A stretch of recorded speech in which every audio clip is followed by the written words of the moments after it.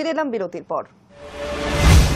কর কাঠামোয় আমূল বদল, কেন্দ্রের প্রস্তাবে সায় জিএসটি কাউন্সিলের। নেক্সট জেনারেশন জিএসটি ছাড়পত্র পাওয়ায় স্বাভাবিকভাবেই উচ্ছ্বসিত প্রধানমন্ত্রী নরেন্দ্র মোদী। তিনি দাবি করলেন, এই নয়া জিএসটি আসলে আমজনতা এবং ছোট ব্যবসায়ীদের মুশকিল আসান। কর কাঠামোয় আমূল বদল, কেন্দ্রের প্রস্তাবে সায় জিএসটি কাউন্সিলের। নেক্সট জেনারেশন জিএসটি ছাড়পত্র পাওয়ায় স্বাভাবিকভাবেই উচ্ছ্বসিত প্রধানমন্ত্রী নরেন্দ্র মোদী। তিনি দাবি করলেন, এই নয়া জিএসটি আসলে আমজনতা এবং ছোট ব্যবসায়ীদের মুশকিল আসান। উল্লেখ্য, জিএসটি সংক্রান্ত কোনো সিদ্ধান্ত কেন্দ্র সরকার এককভাবে নিতে পারে না। সিদ্ধান্ত নেয় জিএসটি কাউন্সিল। তাতে রাজ্য সরকারগুলির প্রতিনিধিও থাকে, ফলে অনেক সিদ্ধান্ত নিয়ে দ্বিমত হওয়ার জায়গাও রয়েছে। কাউন্সিল কেন্দ্রীয় মন্ত্রিসভার প্রস্তাবে ছাড়পত্র দিতেই সোশ্যাল মিডিয়ায় উচ্ছ্বাস প্রকাশ করেন প্রধানমন্ত্রী। সোশ্যাল মিডিয়ায় মোদী বলেন, স্বাধীনতা দিবসের ভাষণে আমি নেক্সট জেনারেশনের জিএসটির সংস্কারের কথা বলেছিলাম। আমি খুশি যে জিএসটি কাউন্সিলে কেন্দ্র ও রাজ্যের যৌথ প্রতিনিধিরা কেন্দ্রের প্রস্তাবে ছাড়পত্র দিয়েছে।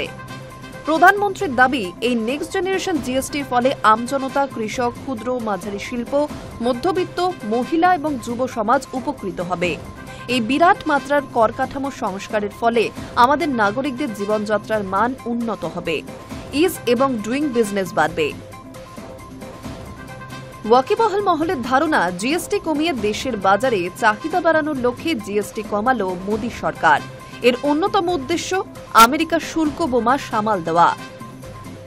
বুধবার জিএসটি কাউন্সিলের বৈঠকের পর কাঠামোয় বড় বদলের কথা ঘোষণা করেছেন অর্থমন্ত্রী নির্মলা সীতারামন। মূলত মধ্যবিত্তের কথা ভেবে জিএসটি কাঠামোয় পরিবর্তন আনা হয়েছে। সেই কারণেই বেশিরভাগ খাবারের দাম কমছে। স্বাস্থ্য বীমা ও জীবন বীমাতে জিএসটি পুরোপুরি মকুব করা হয়েছে। ৩৩টি জীবনদায়ী ওষুধেও জিএসটি শূন্য করে দেওয়া হল। একই সিদ্ধান্ত নেওয়া হচ্ছে রুটি, পনির, দুগ্ধজাত পণ্যের ক্ষেত্রে।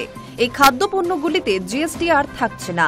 অনুমান করা যায়, নতুন জিএসটি কাঠামোয় ১৭৫টি জিনিসের দাম কমতে পারে। ১৮ থেকে ১২% থেকে কমে ৫% জিএসটি বসছে তেল, ঘি, মাখন, চিজ, নুডলস, চানাচুর, নিমকি, ভুজিয়া, বিস্কুট, পাস্তা, সস ইত্যাদির। অর্থাৎ এই খাদ্যপণ্যগুলির দাম কমছে। খাদ্যপণ্য ছাড়াও জিএসটি কমে ৫% দাঁড়াচ্ছে সাবান, শ্যাম্পু, ব্রাশ, শেভিং ক্রিম, বাসন, সেলাই মেশিন, ট্রাক্টর, কীটনাশক, কৃষিক্ষেত্রে ব্যবহৃত পণ্য। কৃষিক্ষেত্রে ব্যবহৃত পণ্যে জিএসটি কমলে সবজির দামও কমবে। চিকিৎসা ক্ষেত্রে ব্যবহৃত একাধিক পণ্য যেমন thermometer, glucometer, medical grade oxygen ইত্যাদি জিনিসগুলিতে জিএসটি কমিয়ে ৫% আনা হয়েছে। মার্বেল, পাথর, চর্মজাত পণ্য, হ্যান্ডিক্রাফটসেও এবার জিএসটি কমে ৫%। High news network.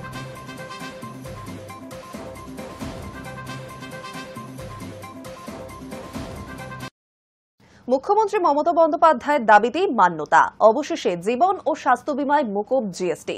পণ্য পরিষেবা কর কাঠামোয় হয়েছে বদল। চাপে মাথা নত করে এই সিদ্ধান্ত বলেই দাবি তৃণমূলের। জিএসটি কাঠামোয় বদলকে মানুষের জয় হিসেবেই দেখছে রাজ্যের শাসক শিবির।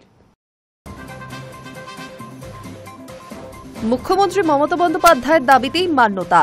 অবশেষে জীবন ও স্বাস্থ্য বীমায় মকুব জিএসটি। পণ্য পরিষেবা কর কাঠামোয় হয়েছে বদল। চাপে মাথা নত করে এই সিদ্ধান্ত বলেই দাবি তৃণমূলের। জিএসটি কাঠামোয় বদলকে মানুষের জয় হিসেবেই দেখছে রাজ্যের শাসক দল। তৃণমূলের তরফে এক্স হ্যান্ডেলে জানানো হয়েছে, সাধারণ মানুষের জয়, বধির শাসকের বিরুদ্ধে জয়। প্রথম দিন থেকে মমতা বন্দ্যোপাধ্যায় নিষ্ঠুর জনবিরোধী অর্থমন্ত্রীকে সতর্ক করছিলেন। নরেন্দ্র মোদীর সরকার অবশেষে চাপের মুখে নতি স্বীকার করেছে।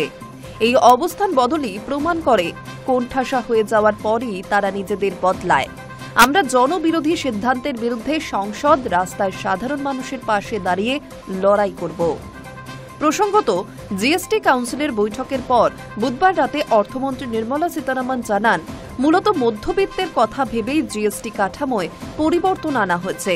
সেই কারণেই বেশিরভাগ খাবারের দাম কমবে। স্বাস্থ্য বীমা এবং জীবন বীমাতে জিএসটি পুরোপুরি তুলে নেওয়া হয়েছে।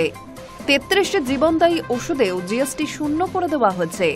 একই সিদ্ধান্ত নেওয়া হয়েছে রুটি, পনির, দুধের ক্ষেত্রেও। এই খাদ্যপণ্যগুলিতে জিএসটি থাকছে না। অনুমান করা যায়, নতুন জিএসটি পরিকাঠামোয় ১৭৫টি জিনিসের দাম কমছে। 18 এবং 12% থেকে কমে 5% জিএসটি বসছে তেল, ঘি, মাখন, চিজ, নুডলস, চানাচুর, নিমকি, ভুজিয়া, বিস্কুট, পাস্তা, সস ইত্যাদি। অর্থাৎ এই খাদ্যপণ্যগুলির দাম কমবে। খাদ্যপণ্য ছাড়াও জিএসটি কমে 5% দাঁড়াচ্ছে সাবান, শ্যাম্পু, ব্রাশ, শেভিং ক্রিম, বাসন, সেলাই মেশিন, ট্রাক্টর, কীটনাশক, কৃষিক্ষেত্রে ব্যবহৃত পণ্য। কৃষিক্ষেত্রে ব্যবহৃত পণ্যে জিএসটি কমলে সবজির দামও কমবে। চিকিৎসা ক্ষেত্রে ব্যবহৃত একাধিক পণ্য যেমন thermometer, medical grade oxygen, test kit, glucometer, চশমা এগুলোতেও জিএসটি কমিয়ে 5% আনা হয়েছে। মধ্যবিত্তের কথা ভেবে 18% নামিয়ে আনা হয়েছে AC, TV, dishwasher machine, monitor, 350 সিসির কম মোটর বাইক, 3 চাকার গাড়ি, 1500 সিসির কম গাড়ি, বাস, ট্রাকের জিএসটি।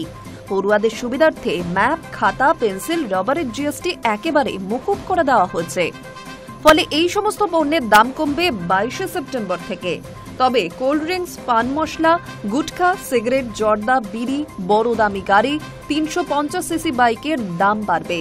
এই জিনিসগুলির ওপর 40% জিএসটি বসাতে চলেছে কাউন্সিল। Hi news Network. তাপপ্রবাহকে প্রাকৃতিক বিপর্যয় তালিকাভুক্ত করল রাজ্য সরকার। এবার থেকে রাজ্যে কারো তাপপ্রবাহে মৃত্যু হলে রাজ্য সরকার তার পরিবারকে আর্থিক সাহায্য হিসেবে 2 লক্ষ টাকা দেবে। নবান্ন সূত্রে খবর, সম্প্রতি স্টেট এক্সিকিউটিভ কমিটির বৈঠকে এই সিদ্ধান্ত হয়েছে। তাপপ্রবাহকে প্রাকৃতিক বিপর্যয় তালিকাভুক্ত করল রাজ্য সরকার। এবার থেকে রাজ্যে কারো তাপপ্রবাহে মৃত্যু হলে রাজ্য সরকার তার পরিবারকে আর্থিক সাহায্য হিসেবে 2 লক্ষ টাকা দেবে। নবান্ন সূত্রে খবর, সম্প্রতি স্টেট এক্সিকিউটিভ কমিটির বৈঠকে এই সিদ্ধান্ত নেওয়া হয়েছে। গত কয়েক বছর ধরে গরমকালে তাপপ্রবাহে অসুস্থ হয়ে একাধিক মৃত্যুর ঘটনা সামনে এসেছে। এরপরই এ নিয়ে বিশেষ চিন্তাভাবনা শুরু করে রাজ্য সরকার। আগস্ট মাসে এ নিয়ে বৈঠক করেন মুখ্য সচিব মনোজ পান্ত। সেই বৈঠকে তাপপ্রবাহে মৃত্যু হলে আর্থিক সাহায্য প্রদানের বিষয়টি নিয়ে সিদ্ধান্ত হয় বলে খবর।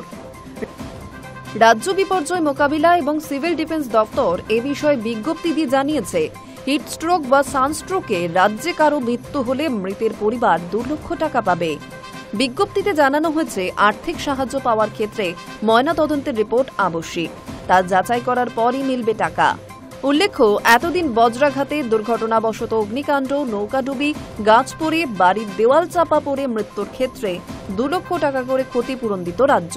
এবার থেকে হিটওয়েভ, নদী ভাঙন, ভারী বৃষ্টি, বন্য পশুর আক্রমণ, বিদ্যুৎপৃষ্ট হয়ে মৃত্যু, জঙ্গলে আগুন, বিষাক্ত পানির কামড় বা পশুর আক্রমণে মৃত্যু সহ 14টি ঘটনাকে প্রাকৃতিক বিপর্যয় হিসেবে ঘোষণা করল Nabanna. High news network.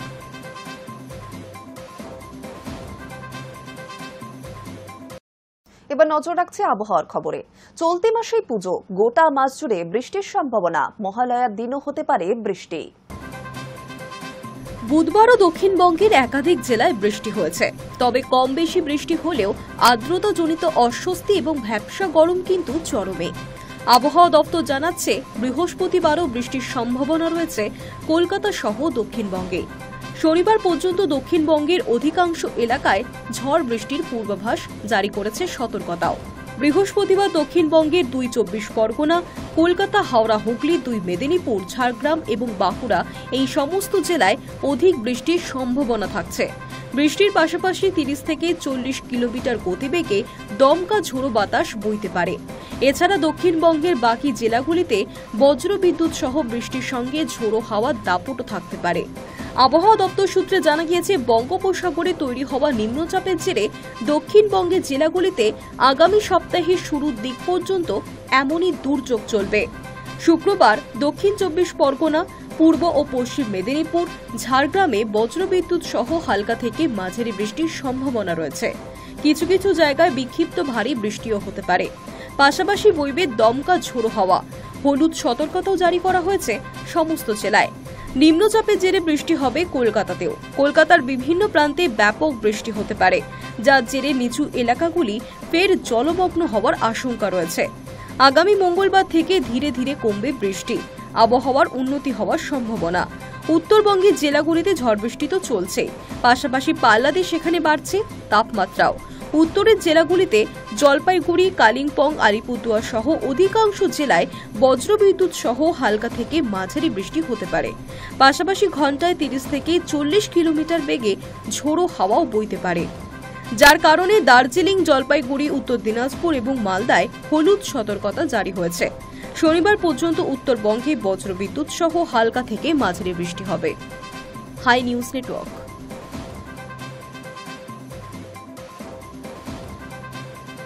News today এখন এই পর্যন্তই। আরো অন্যান্য খবরের জন্য নজর রাখুন হাই নিউজে। নির্ভীক, নিরপেক্ষ।